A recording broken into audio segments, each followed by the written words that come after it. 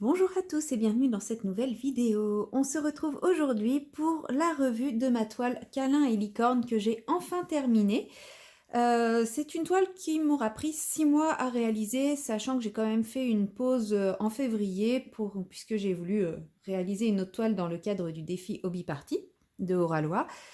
Mais donc on peut dire que je l'ai fait en 5 mois et je crois que j'ai dû faire des pauses à d'autres moments puisque enfin, aujourd'hui, je me dis que je mettrai moins de temps que ça à la faire quand on sait que j'ai pas mis longtemps à faire la deuxième partie de la toile.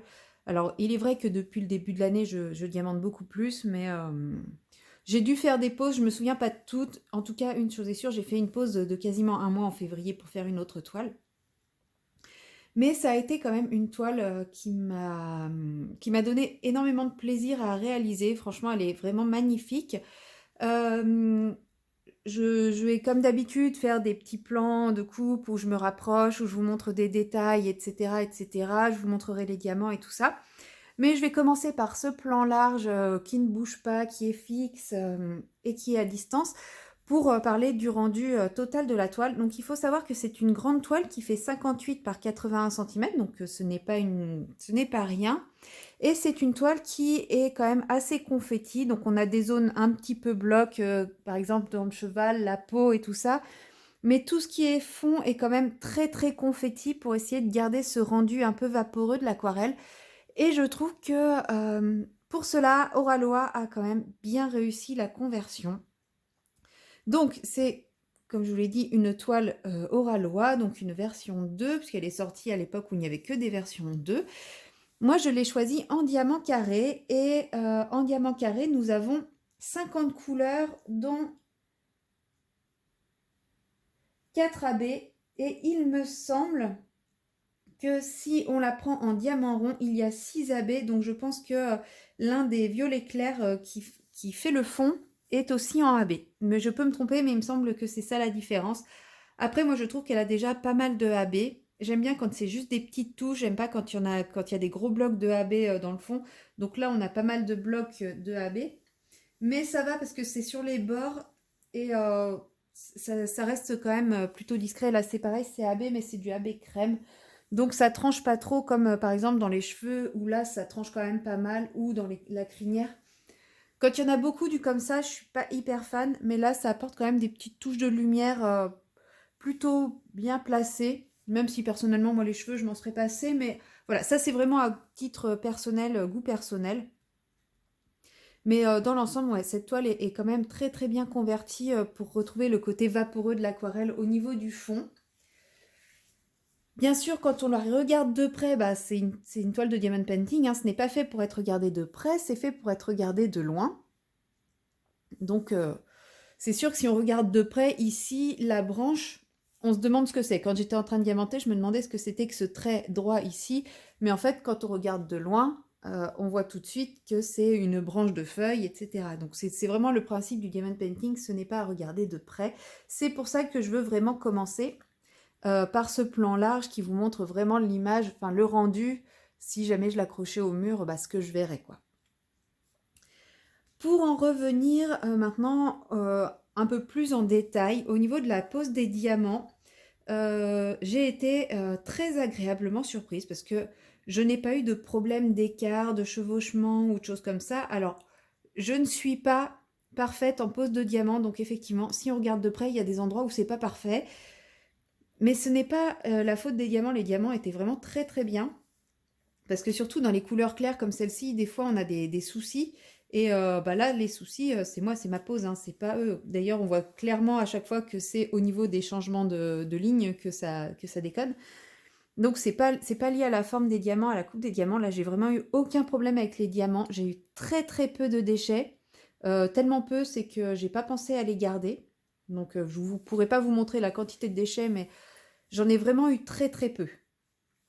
Franchement, pour une toile carrée résine, enfin, d'habitude, il y a plus de déchets que là, j'en ai vraiment pas eu beaucoup, donc c'est chouette. La pose, bah, sans problème, hein, tout s'est bien aligné, enfin, avec ma qualité de pose à moi, hein, donc forcément, moi, je fais pas une pose millimétrique, enfin, comme certains peuvent faire, je le sais. Mais voilà, j'ai pas eu de problème, je me suis pas arraché les cheveux à essayer de réaligner les diamants ou autre. La pose s'est faite toute seule, j'ai utilisé aussi bien la pince en mono, de la pince en multiple, du stylet. Alors pour les diamants carrés, j'utilise pas le multiplesseur. Je j'arrive pas à utiliser les multiplesseurs pour les diamants carrés. Donc quand je veux faire, de la pose multiple, je fais à la pince et avec, ces diamants-là, j'ai réussi à aller jusqu'à 5 diamants dans ma pince. Donc c'est plutôt pas mal parce que, oui, en général, 2-3 ça passe, 4 ça commence à être compliqué et 5 en général, enfin, faut vraiment des diamants bien coupés pour que ça tienne et là, il y a quand même des moments où j'ai réussi à monter à 5 diamants donc plutôt satisfaite de la qualité de la coupe des diamants. Que dire de plus à part, que les couleurs sont enfin moi j'adore les couleurs. De toute façon, ce fond en mélange de bleu, de rose, de parme, enfin je trouve ça absolument magnifique. Les couleurs du cheval, je trouve que le cheval rend très très bien. Le cheval est plutôt bloc avec un petit peu de confetti, mais franchement je trouve que le cheval rend vraiment très il a un très très beau rendu. C'est vrai que quand on compare à l'image originale, que je vous montrerai en insert, on a vraiment un rendu un peu peinture, je trouve, donc c'est vraiment bien. Au niveau du personnage, c'est pareil, c'est quand même difficile à faire un personnage plutôt enfin réussir à faire ressortir finement les traits d'un personnage, en diamond painting et là je trouve que le résultat est plutôt réussi. On ressent vraiment le lien entre le personnage et son animal. Il y a rien de grossier dans les détails de ces dessins. Alors oui, si on regarde de près, les plumes ne sont pas détaillées, mais ça se marie quand même très très bien au dessin.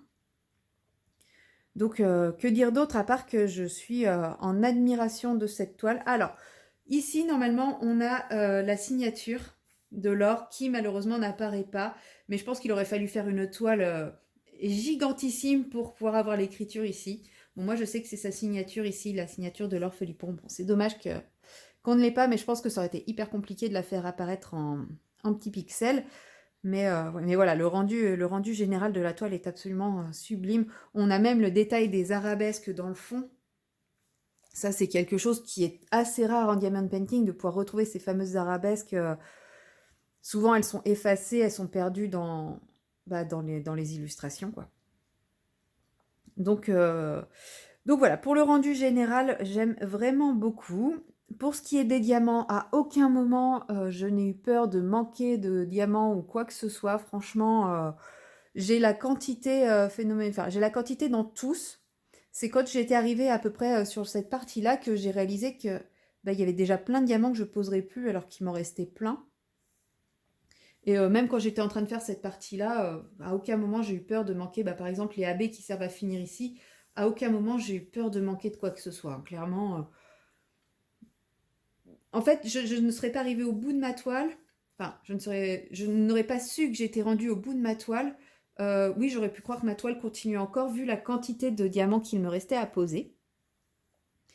Donc c'est vraiment une très très belle toile. En plus, enfin voilà, avec la qualité de la toile et la qualité de l'impression, ça a été très facile. Enfin très facile. Ça a été long à faire.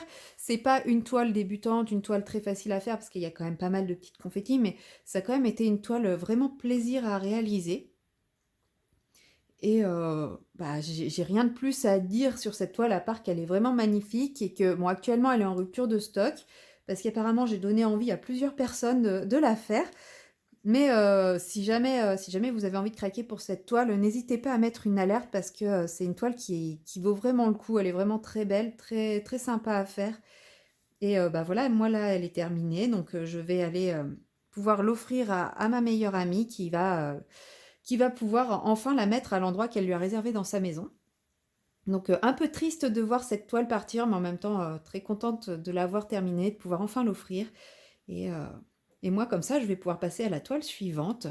Si vous avez des questions particulières sur cette toile, n'hésitez pas. Je suis prête à y répondre sans problème. Vous pouvez me laisser soit en commentaire de cette vidéo, soit me contacter via Instagram, hein. Je vous répondrai sans problème du tout. Pour ce qui est de refaire d'autres plans de la toile, bah, comme je vous l'ai dit, je vais l'offrir, donc je ne l'aurai plus. Mais je vais quand même essayer d'inclure, dans cette vidéo le plus possible de plans détaillés, de choses qui pourraient vous intéresser et bah, moi je vous dis à très bientôt dans une prochaine vidéo. Bye bye!